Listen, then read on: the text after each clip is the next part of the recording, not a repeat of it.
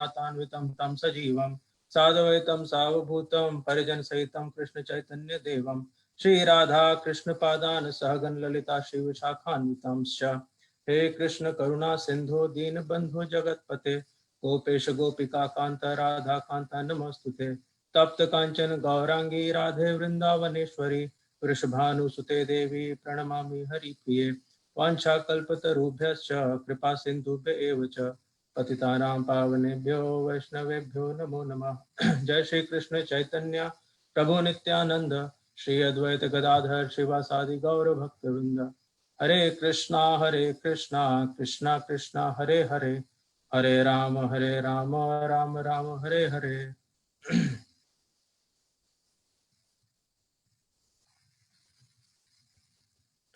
Okay, so I'll start with the verse.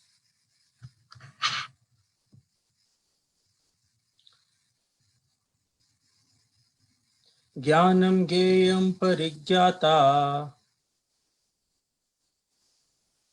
ज्ञानं ज्ञेयं परिज्ञाता त्रिविधा कर्म चोदना त्रिविध कर्म चोदना कर्णं कर्म कर्तेति करणं कर्म कर्तेति त्रिविधा कर्म संग्रह त्रिविध कर्म संग्रह ज्ञानं ज्ञेयं परिज्ञाता ज्ञानं ज्ञेयं परिज्ञाता त्रिविधा कर्म चोदना त्रिविध कर्म चोदना कर्णं कर्म कर्तेति करणं कर्म कर्तेति त्रिविधा कर्म संग्रह त्रिविध कर्म संग्रह ज्ञानं ज्ञेयं परिज्ञाता ज्ञानं ज्ञेयं परिज्ञाता त्रिविधा कर्म चोदना त्रिविध कर्म चोदना कर्णं कर्म कर्तेति करणं कर्म कर्तेति त्रिविध कर्म संग्रह त्रिविध कर्म संग्रह ज्ञानं ज्ञेयं परिज्ञाता ज्ञानं ज्ञेयं परिज्ञाता त्रिविधा कर्म चोदना त्रिविधा कर्म चोदना करणं कर्म कर्तेति कर्णं कर्म कर्तेति त्रिविधा कर्म संग्रह त्रिविध कर्म संग्रह ज्ञानं जैनं परिजन्यता ज्ञानं ज्ञेयं परिज्ञाता त्रिविधि कर्म कोदना त्रिविध कर्म चोदना कर्णं कर्म कर्तेति कर्णं कर्म कर्तेति त्रिविध कर्म संग्रह त्रिविध कर्म संग्रह ज्ञानं ज्ञेयं परिज्ञाता ज्ञानं ज्ञेयं परिज्ञाता त्रिविद्या कर्म चोदना त्रिविधा कर्म चोदना करणं कर्म कर्तेति कर्णं कर्म कर्तेति त्रिविद्या कर्म संग्रह कर्म संग्रह ज्ञानं ज्ञेयं परिज्ञाता ज्ञानं ज्ञेयं परिज्ञाता त्रिविधा कर्म चोदना त्रिविधा कर्म चोदना कारणं कर्म कर्तेति करणं कर्म कर्तेति त्रिविधा कर्म संग्रह त्रिविध कर्म संग्रह ज्ञानं ज्ञेयं परिज्ञाता ज्ञानं ज्ञेयं परिज्ञाता त्रिविधा कर्म चोदना त्रिविधा कर्म चोदना कारणं कर्म कर्तेति कारणं कर्म कर्तेति त्रिविधा कर्म संग्रह त्रिविध कर्म संग्रह ज्ञानं ज्ञेयं परिज्ञाता ज्ञानं ज्ञेयं परिज्ञाता त्रिविध कर्म चोदना त्रिविधा कर्म चोदना करणं कर्म कर्तेति कर्णं कर्म कर्तेति Trivida Karma Sangraha. Trividha Karma Sangraha. Jnanam, Ganam. Jnanam. knowledge. Knowledge. Knowledge. Jnayam, Gyam. Jnayam. the objective of knowledge. The The objective objective of knowledge. Parijjata, Parijjata. Parijjata. the knower. The knower. Knower. Trividha, Trividha. of three kinds. Of Of three three kinds. kinds. Karma, Karma. Karma. Karma. of work. Of Of work. work. Chodana, Chodana. Chodana. Chodana. the impetus. The The impetus. impetus. Karanam, Karanam. Karanam. the senses. The The senses. senses. Karma, Karma. the Karma. work. The work. The work. Karta, Karta. Karta. the doer. The The doer. doer. Iti, Iti. Iti. thus. Das. The Trividha, Trividha. of three kinds. of Of three three kinds. kinds. Karma, Karma. Karma. of work. Of Of work. work. Sangraha, Sangraha. Graha. the accumulation. The accumulation. Translation by His Divine Grace A.C. Bhaktivedanta Swami Srila Prabhupada. Srila Prabhupada ki jai. Knowledge, the object of knowledge, and the knower are the three factors that motivate action. The senses, the work, and the doer are the three constituents of action. I'll repeat the translation again. Knowledge, the object of knowledge, and the knower are the three factors that motivate action. The senses, the work, and the doer are the three constituents of action. Purport. There are three kinds of impetus for daily work. Knowledge, the object of knowledge, and the knower. The instruments of work, the work itself, and the worker are called the constituents of work. Any work done by any human being has these elements. Before one acts, there is some impetus which is called inspiration. Any solution arrived at before work is actualized is a subtle form of work. Then work takes the form of action. First, one has to undergo the psychological processes of thinking, feeling, and willing, and that is called impetus. The inspiration to work is the same if it comes from the scripture or from instruction of the spiritual master. When the inspiration is there and the worker is there, then the actual activity takes place by the help of the senses, including the mind, which is the center of all the senses. The sum total of all the constituents of an activity is called the accumulation of work. So here we are in chapter 18, which we, as we know, is the final chapter of Bhagavad Gita, right? And here Krishna is sort of getting back to action or karma, as he was discussing in chapter 3. So it's basically karma yoga sort of revisited, right? And we understand the reason for it because the whole objective that Krishna spoke Bhagavad Gita was to convince Arjun that the right action was to fight the war, because Arjuna was too despondent, and when the war sort of started and he was in the middle of the battleground, as we hear from Mahabharata, right? And he suddenly gets extremely nervous by looking at the armies at both the sides, and he finds out that he has got his own relatives who he will have to fight the war against. And he tries to give all sorts of logical reasoning to explain his action, and he sort of decides that he will not fight the war, right? And then basically we see how Krishna refutes all of his arguments and essentially calls him a fool to be thinking in that manner and to be giving all of that reasoning. And then sort of Krishna goes through in a very detailed way all of the various things, eventually to convince that the right thing to do was to fight the war, right? So here towards the conclusion, it makes perfect sense for Krishna to sort of revisit action, right? Because it's all about action here. So that's why we see Krishna now sort of giving more details around what he alluded to initially when he starts Bhagavad Gita, right? So there Krishna very clearly says that action is always preferable over inaction. Niyatam kuru karma tvam karma jyayo hi akarmana sharir yatra pichatena prasidyet akarmana, Krishna says. So essentially what he's saying is you must act, right? Niyatam kuru karma tvam karma jyayo hi akarmana. So karma or action, jayo means superior. So karma is always superior than akarmana or inaction. So one should never be attached to not acting. One should always be acting, right? Sharir yatra pichatena prasidyet akarmana. One cannot even maintain his own body. What to talk about anything else, right? If we are in the material world, there is simply no way for us to manage ourselves without focusing on our work, without acting. Please give me a moment, just a moment here.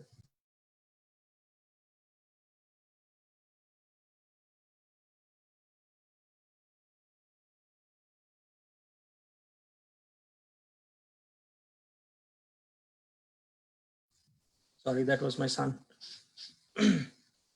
Okay. So essentially he's saying that action is always superior to inaction. And then he says, Yagnartat karmano anyatra lokoyam karma bandhana. But although you must act, but how should we act? We should act as if it's a yagya, right? And our understanding of yagya is that an action that is done to please the Supreme Person, that's actually yagya. As Krishna is saying, Bhoktaram yagya tapasam sarva loka maheshwaram suhridam sarva bhutanam gyatvam shantirichyati. Right? So Bhoktaram yagya tapasam. So I am the beneficiary of all of the yagyas. So if you turn it around, you could also say that anything that is done to please Krishna becomes a yagya, right? So an action that is performed to please Krishna is essentially yagya. So although we should always act, but we should act by understanding that that action should be a yagya or should be done for the pleasure of Krishna. So there he sort of explains that part. And here again, he's getting into more details where he's explaining how an action is done, right? So what are the constituents that make up the action? So he's explaining the knowledge, the object of knowledge, and the knower are the three factors that motivate action, right? So these are the three constituents: the knowledge itself, the object of knowledge, and the knower, right?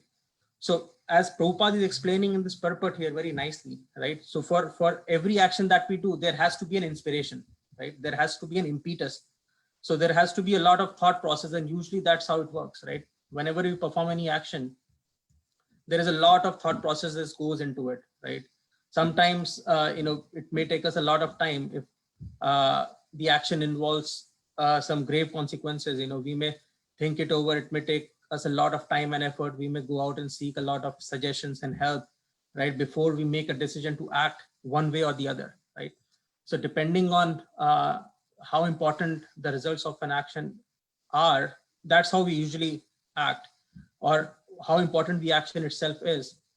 There is a detailed thought process around it. So here Krishna is explaining what are the factors that motivate action, right? So here he's explaining the knowledge, the object of knowledge, and the knower, these three, right?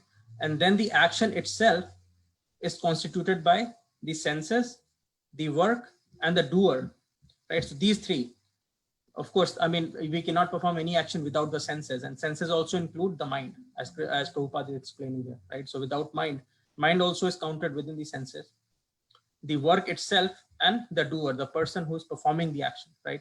So all of these, they constitute the action. And in the following verses, we will see how Krishna is then trying to explain that each of these components can further be categorized under the three modes of material nature, just like he has explained previously in a very nice detail about the three modes of material nature. Can anyone tell me what are the three modes of material nature? Goodness, passion, and ignorance, Prabhuji. Great, that's the correct answer, right? So mode of goodness, passion, and ignorance. So these three are the modes of material nature. And here later on we would see that Krishna actually explains that how an action could be categorized under goodness, passion, and ignorance. How knowledge can be categorized as in the mode of goodness, passion, and ignorance, right? And how the doer of an action can be categorized in the mode of goodness, passion, and ignorance, right? So we see that he gets into a lot of details into the action or into the karma yoga. But as we see in Bhagavad Gita, eventually in verses 65 and 66, we see Krishna telling Arjuna, Sarv dharman parityajya mam ekam sharanam vraja, right? So eventually that's what he tells, and that's what eventually convinces Arjuna, because that's really the final conclusion. So although Krishna explains all of this, but he could still feel that Arjuna is not really convinced, right? Although he gets into the details of karma yoga, but eventually what convinces Arjuna is this: Sarv dharman parityajya mam ekam sharanam vraja aham tvam sarv papebhyo mokshishami ma sucha. So he's instructing that just forget of everything, just surrender into me, right? So that's what convinces Arjuna finally, right? So that's what we have to understand.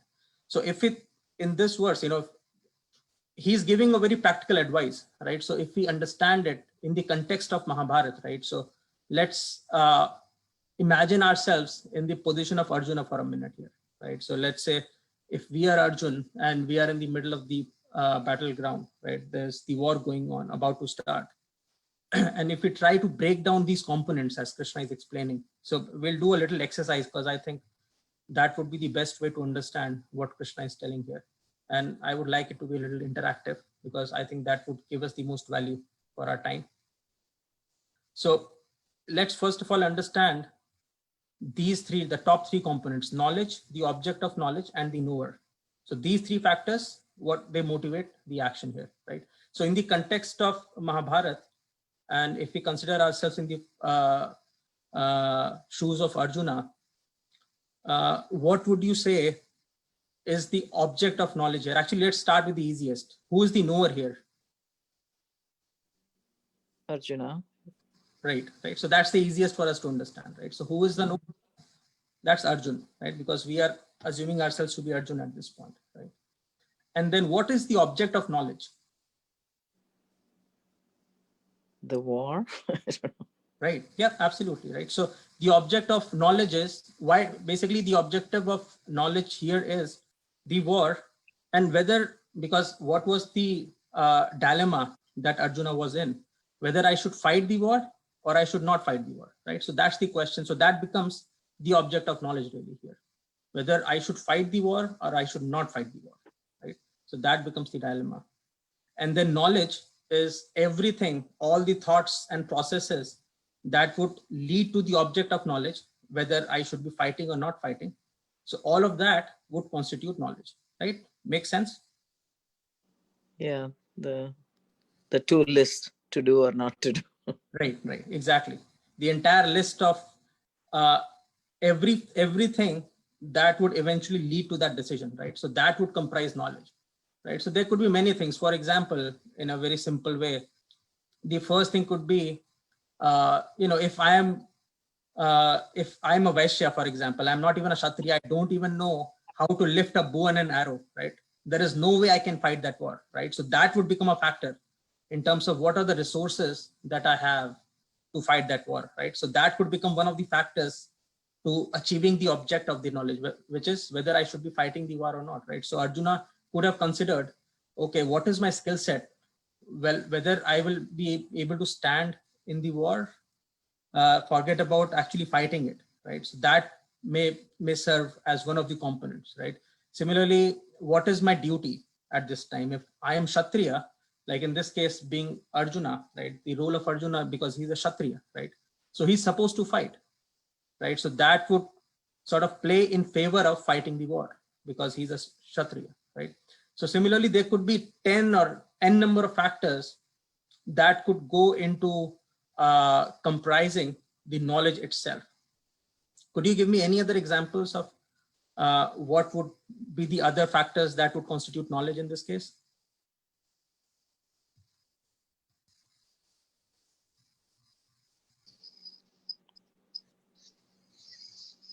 So I gave two, right? The resources that I have and what is my duty, right? So as a Kshatriya, what is my duty, right? So that could be one aspect. What are the resources that I have? That could be the other aspect. A teacher or a guru is what you, Mhm. someone with superior knowledge. Right? Yeah. So that's, you have actually hit the conclusion, Mataji, here, right? Because that's how devotee thinks, right? So what is the injunction of the scripture or the instruction of the guru, as Prabhupada is also very clearly mentioning here, right? The inspiration of work is the same if it comes from the scripture or from the instruction of the spiritual master, right? So that could become one of the criterias or one of the parts of the knowledge that would help me to achieve the objective of the knowledge, right? So, I mean, the list is endless. There could be so many other things that could go in, right? And then Krishna explains later on what are the various things that comprise an action in mode of goodness, in mode of passion, and in mode of ignorance, right? So although the result could be the same, right? The action could be the same, but what was the motivation behind it could also be different for every person, right? And that itself could be in these three modes, right? So for example, if we think about various people who were involved in the war, right? So there is Bhishma Pitama, for example, right? He's probably in the same dilemma, whether I should be fighting the war, or if I fight, on which side should I be? Should I be fighting on behalf of the Pandavas, or I should be fighting on behalf of the Kauravas, right? And this dilemma is something that many people who participated in the war, they had, right? So right from Karna, to Bhishma Pitama, to Guru Dronacharya, and many people who participated on behalf of Pandavas, right? Many kings who fought the war on behalf of the Pandavas, they also had that, right? And everyone sort of dealt with it through a certain thought process, right? Which would fall within those three categories, right? So, for example, in the case of Bhishma Pitama, he decides to fight the war. And we see eventually Arjuna also decides to fight the war. So between these two, and also let's also include Duryodhana into it, right? Because he's basically fighting the war.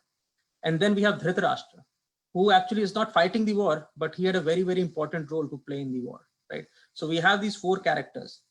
We have Arjun, we have Bhishma Pitama, right? And we have Duryodhan, and then we have Dhritarashtra, right? These four.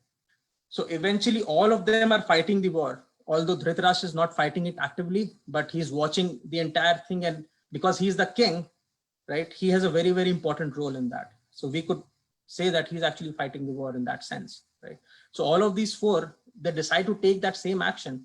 But if we actually analyze, we could understand that their action actually falls into different categories, right? So if we talk about, for example, in the case of Duryodhan, right, he's one of the primary fighters in the war.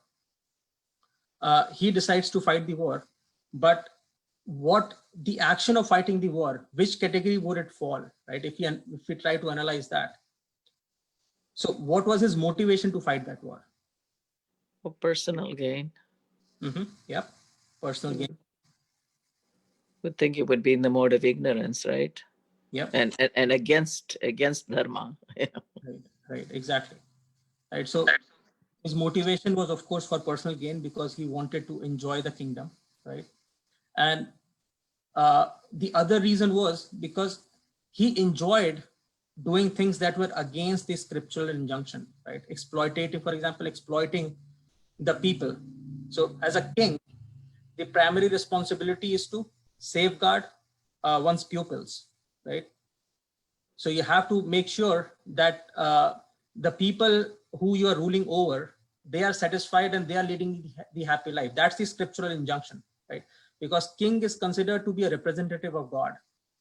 And why is that? Because as we understand the verse that I just read out, right? Bhoktaram yagatapsam sarvaloka maheshwaram suhridam sarva bhutanam gyatva mam shantirichyati. So Krishna very clearly is saying, suhridam sarva bhutanam. I am the well-wisher of all the living entities. So that's who Krishna is. And when a person plays that role in the material world, he in a way is trying to implement that will of the Lord of being the well-wisher of his pupils, right? So by that definition, we can say that he's representing God or Krishna in the role of a king. right?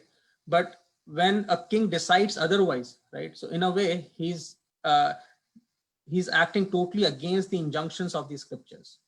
So in this case, we could see Duryodhan, right?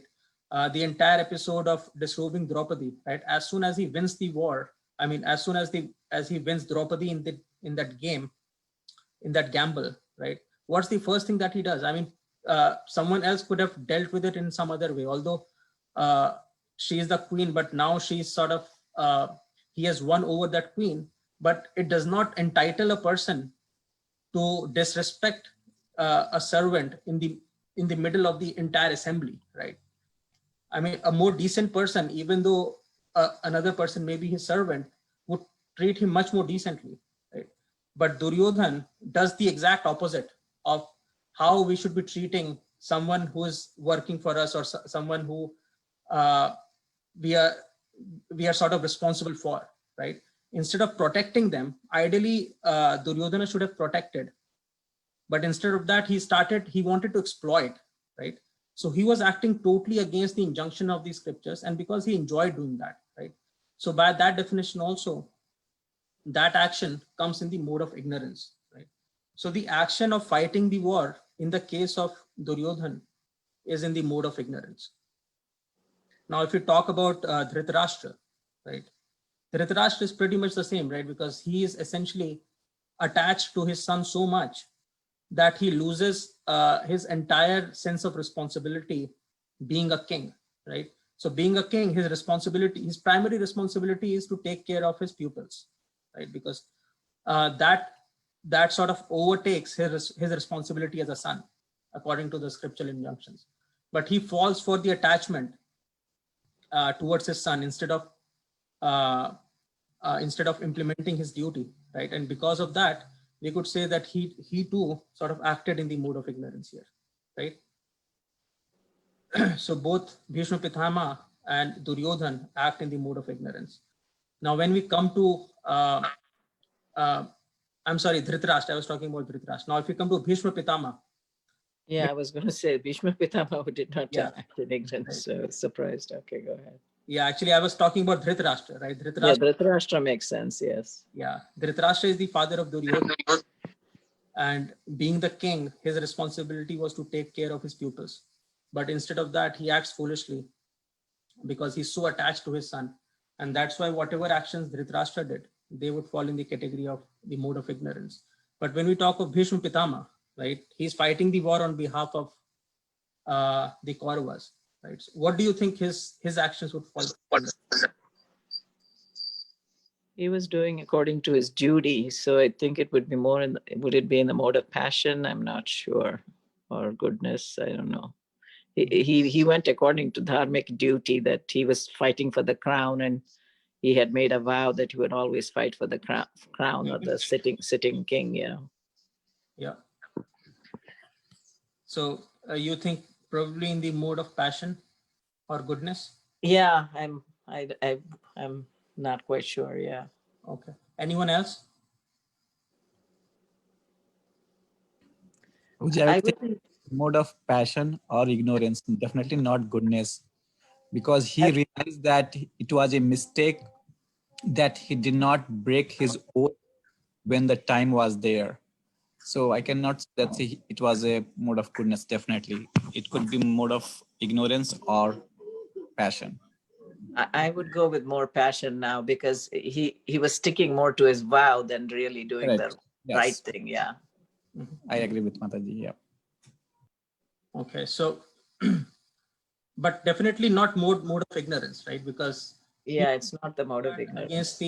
against the scriptural injunction, or he's not really enjoying breaking the laws of the scriptures, right? So he's definitely not the mode of ignorance. But when we look at Bhishma Pitama, actually, because Bhishma Pitama's position was, he was the commander-in-chief of the army of the Kauravas, right? And as a commander-in-chief, his sense of duty, he does not really decide whether to fight or not, right? Whether the war should happen or not. That's not his decision. That's the decision of the king in this case, who was Dhritarashtra. As a commander-in-chief, he is duty bound to fight on the instructions of the king. That's basically his duty, right? So his sense of duty, or his duty, right, his prescribed duty essentially is to fight if the king decides that there should be a war. So if we go according to that injunction, he is not attached to the results of that action, right? Whether that would put him into hell or heaven, he is not worried about that. As a Kshatriya, he is a fighter, right? And as a commander-in-chief, if the king makes that decision that he has to fight the war, according to the scriptural injunctions, he has to fight, right? So from that perspective, because he's fighting without being attached to the fruits of his actions, right? He's basically neither, he essentially does not really care. He's simply acting out of a sense of his duty, right? So that would actually fall more in the mode of goodness. So according to, and we actually would see in 23 verses 23, 24, and 25, Krishna very nicely explains these actions. And if we read there, any action that is performed without being attached to its fruits, right, in a detached manner, just out of a sense of a duty, they fall under the category of mode of goodness. Whereas any action that is performed for material gains, for one's material gains, they fall under the mode of passion. And an action that is performed against the scriptural injunction, they fall under the mode of ignorance, right? So by that definition, Bhishma Pitama's action to fight the war on the side of the Kauravas would fall under the mode of goodness, right? Because he's doing it simply on account of, as a sense of duty, right? Now, when we talk about Arjun, right, he also is fighting the war, right? And he eventually decides to fight the war. So where would he fall? Prabhuji, if I go back to again your previous point, I understood your point, but maybe I'm still thinking about decision of Bhishma is kind of connected to his own vow. I was thinking the same thing, Madhavkanta, exact same thing. Yeah, because if there wouldn't be the vow, Bhishma would take the side of dharma. So I was thinking, couldn't there be like a sarva dharman parityaja here, you know? Yeah. Yes. Now, exactly. So that's where, when we think about Arjuna, that helps us to understand that position as well, right? So in the case of, he also decides to fight the war, right? But what convinces Arjuna to fight the war? It is not that because it is according to the scriptural injunctions, I should be fighting the war to establish the religious principles. But what convinces Arjuna is this sarv dharman parityaje mam ekam sharanam vraja, right? Right. He does Arjuna not care does about. So his actions actually do not fall in any of these modes. He's the three modes essentially, right? I see. I get it. Whatever actions Arjuna is doing, he's simply doing for the pleasure of the Lord. It's transcendental at that point. Exactly. Exactly. So the actions that Arjuna actually is performing, because he is not really convinced by this idea of the mode of goodness, right? He does not care whether, he does not care about his duty as a Kshatriya. He does not care about anything. What he only cares about is to surrendering unto the will of the Lord, right?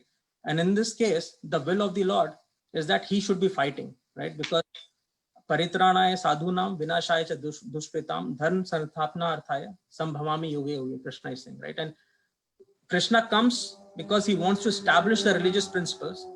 And Krishna, in this case, is very clearly saying that you should fight the war, right? And eventually, when Krishna says, man mana bhava mad bhakto mad yaji mam namaskaru mam eveshati satyam te pratijani prayosi me, Krishna is saying. So that verse is what convinces Arjuna finally. That's why we see that's one of the very last verses of Bhagavad Gita, 1864. So basically the instruction that you simply bow down unto me, worship me, and become my devotee. And by doing that, you will certainly come to me because you are my dear friend. So it's like Krishna is putting a hand around his friend, Arjuna, and Arjuna loves Krishna like anything, right? He is the most beloved thing that Arjuna has. And when Krishna tells him that do not worry about anything else, just surrender unto me. Sarv dharman parityaje mam ekam sharanam vraja. So just that particular instruction is what convincing Arjuna to fight the war.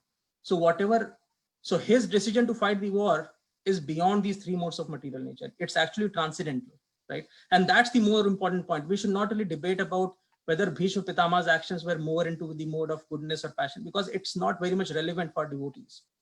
For devotees, what is more important is we have to transcend these three modes of material nature, and the sense with which we should be performing our actions is whether that action will make Krishna happy or unhappy, right? And if it is difficult for us to understand in the respect of Krishna, we should think about in respect of our spiritual master, right? Whatever action we do, whether that action will please my spiritual master or no, right? And that's why it's important for us to have a spiritual master, because, right, we can interact with him and we can very clearly ask him that, Guru Maharaj, you know, I'm in this dilemma, and what do you think I should be doing, right? And then directly receive the instruction from him, and without thinking anything else, simply implement, right? So that's the stage where we want to be, right? And where, as a devotee, that should be the platform where we should aspire to be, and we should practice to do that. So that, I mean, instead of debating whether Bhishma Pitama was, I mean, I'm not such an expert at Karma Yoga, but from a devotee standpoint, what is more important is the action that Arjuna took, and why did he take that action, right? And as we just discussed, this was primarily for the pleasure of Krishna, right? So whenever we are in any kind of a dilemma where we have to decide how should we act, that should become a talisman for us, right? Whether doing this will please Krishna or not.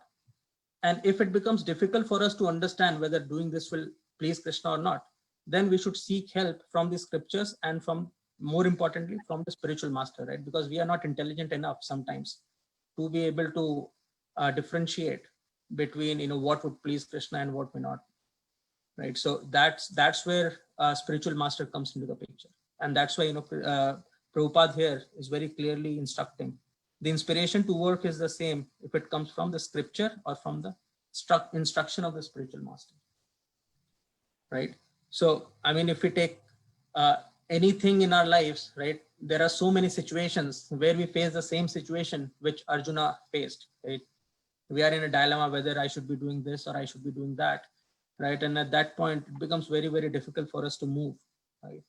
But if we practice to follow Krishna consciousness sincerely, in fact, by doing that, that action itself becomes devotional service, because this has been highlighted at several places, right? Continuous implementation of devotional service. That is one of the very important aspects that have been highlighted throughout the scriptures, whether you read Srimad Bhagavatam or Bhagavad Gita. Like Savai Pumsam Paro Dharmo Tato Bhaktiradokshajay. Ahetuki apratihata yayatma suprasidati. In Bhagavatam it is said, right? So ahetuki and apratihata. So apratihata means without any breaks, continuous. So we should be Krishna conscious 24/7, even while we are performing an action, right? So in this case, because Arjuna's decision to fight is simply to please Krishna, even while fighting, Arjuna is actually performing devotional service, right? So the act of fighting itself became an act of devotion. And that's how we can say that Arjuna is 24/7 Krishna conscious. And if we apply this principle to ourselves, to our own lives, and it's not very easy. I mean, I clearly would say, although I'm saying this, but it is just so difficult for us to do this. But eventually that's our goal, right? And as Krishna is saying, anything is possible by practice. Like when Arjuna says, Chanchalam hi mana Krishna, right? And Krishna agrees to him. Ashanshaya mahabaho mana durnigriham chalam abhyasena tu konteya vairagyena cha grihate, right? So if we practice, eventually it is possible, right? So whenever these things come into our lives, Krishna consciousness becomes extremely important, right? So we can practice Krishna consciousness in every aspect of our lives, right? Because we are acting almost every day of every minute of the day, right? Every day of the week, we are performing some or the other action, right?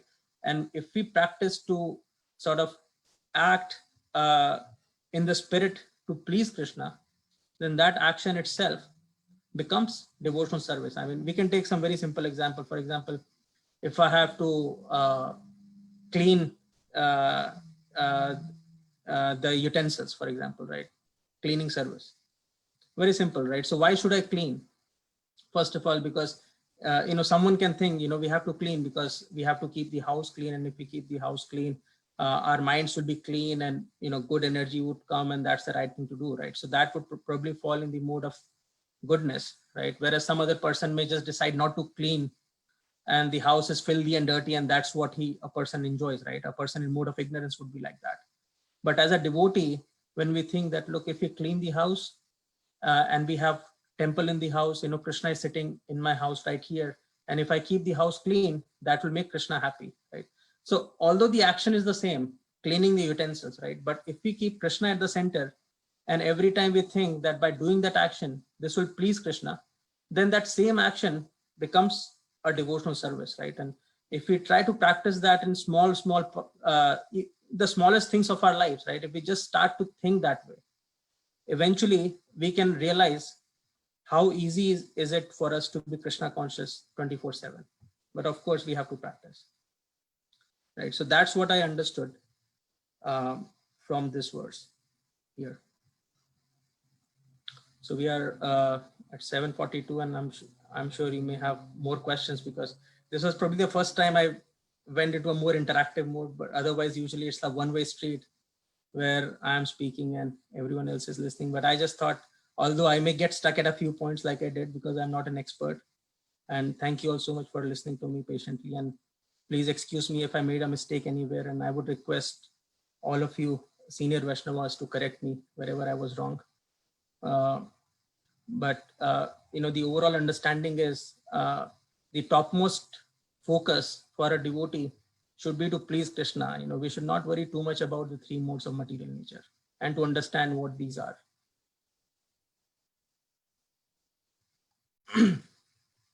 So any questions or comments, anyone?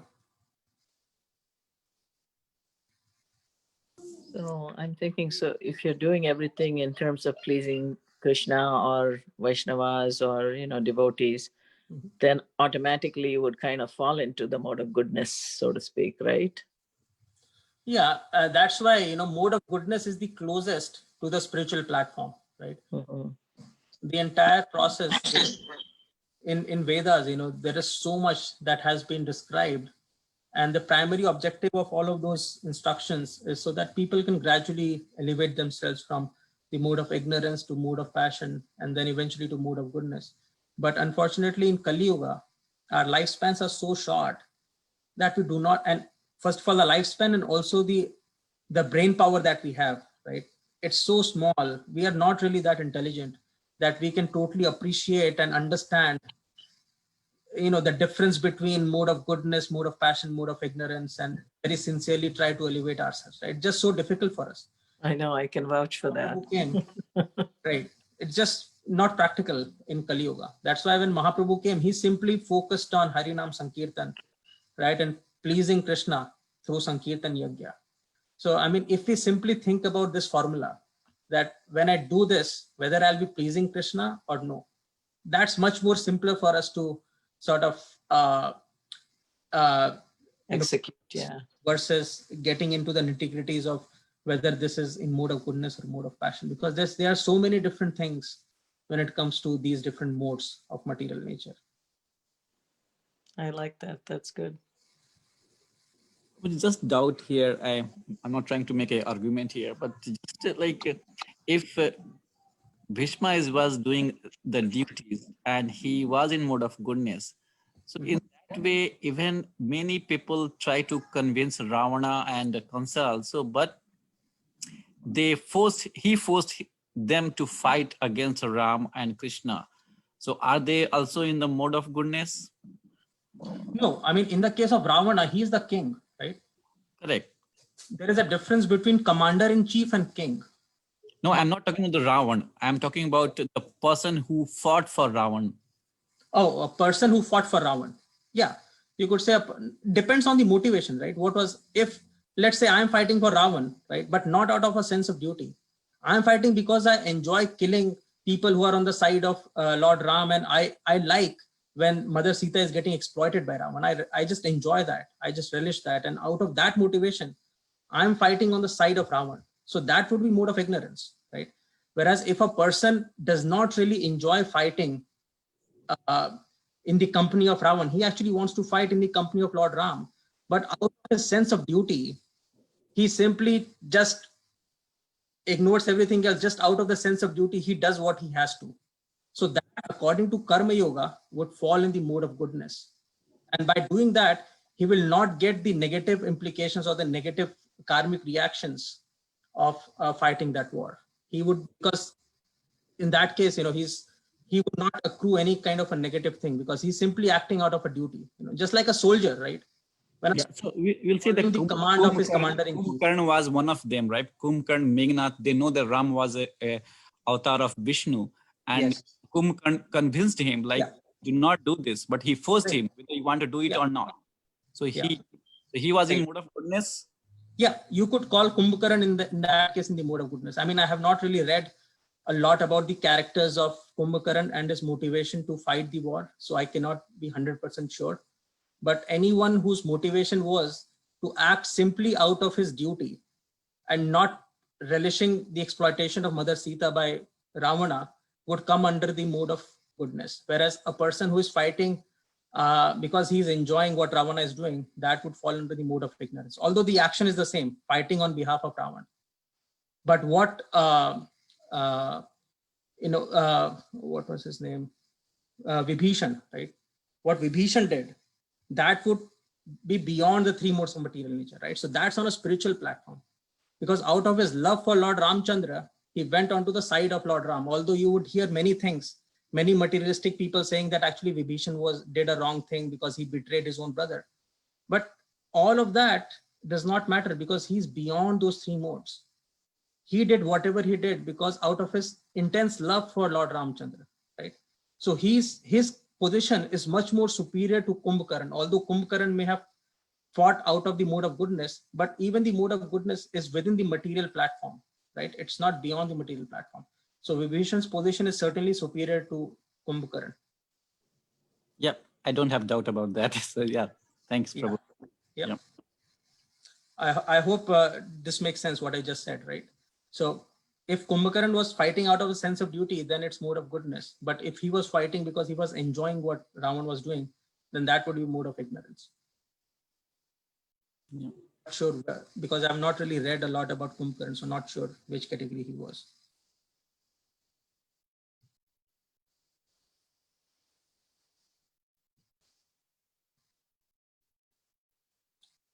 Any other questions? Or comments?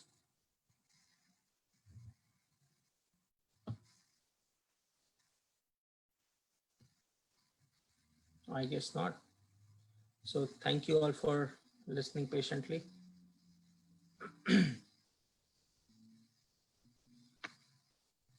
Vancha kaltarukascha kripasindhubhyo Vaishnavibhyo namo namaha. Ananta Koti Vaishnavrinda ki jai. Jai. Yeah. Very Hare nice, Krishna. very nice interactive class. Thank you. Thank you, Mataji. Thank you.